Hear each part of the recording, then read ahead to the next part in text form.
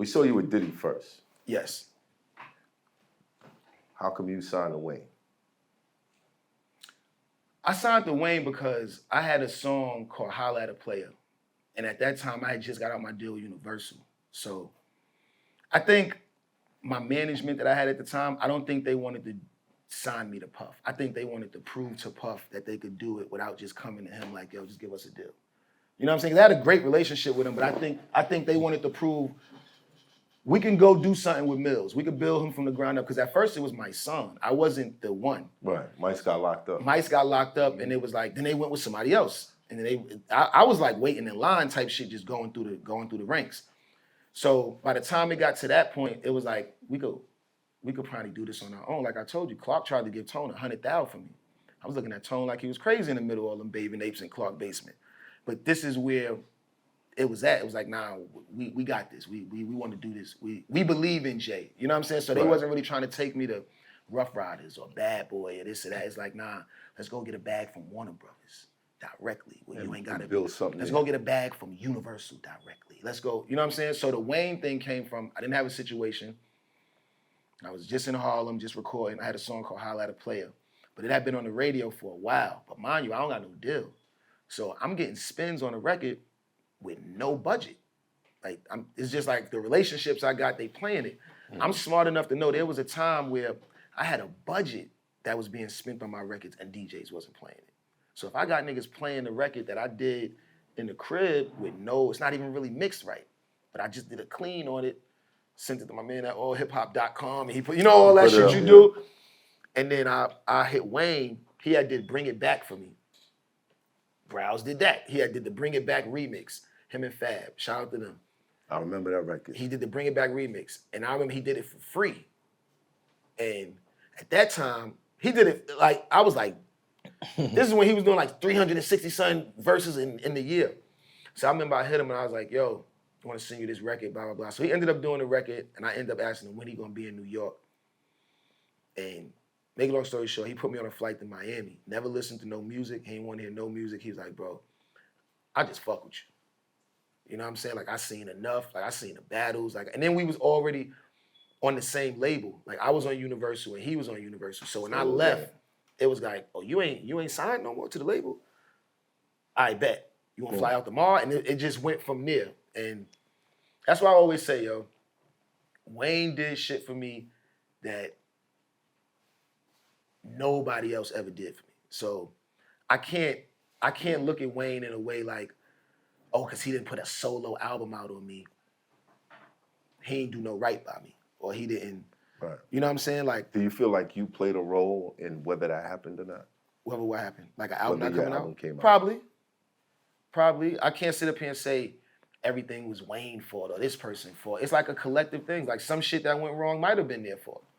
But some shit that went wrong might have been my fault. I might not have handled it the right way or went about it the right way, and shit might have went.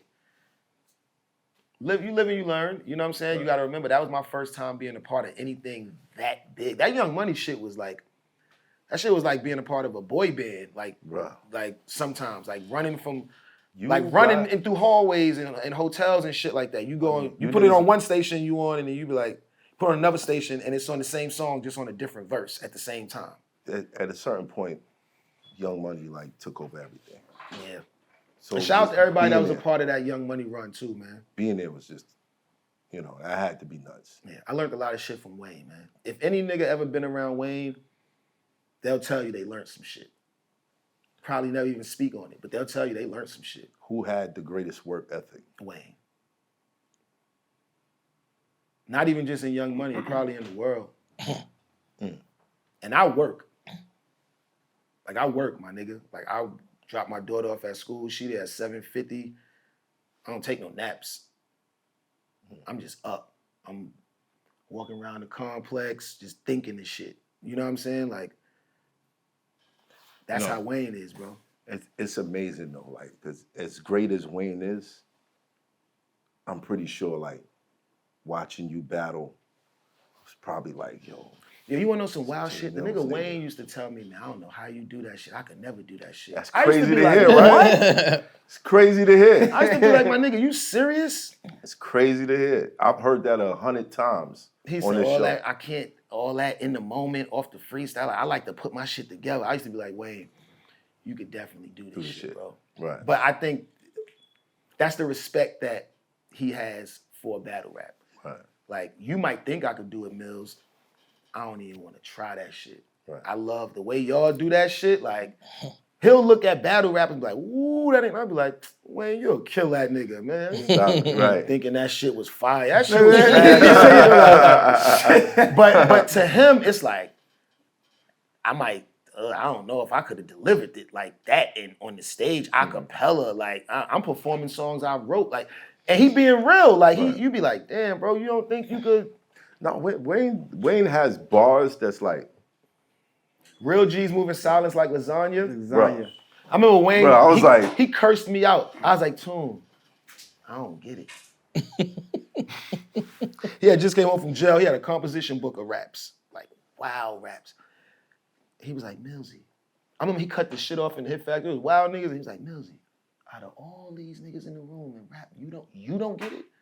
Nigga made me feel like you got respect for me, right? But he kind of feel How like he is let that going down, over? like, Yeah, like how? damn, I thought you would have got that. I was like, Tune, I felt hurt, like, Tune, I don't get it. He said lasagna, Millz. You ever heard somebody say lasagna? I said, G sound, yeah, no, right. I left.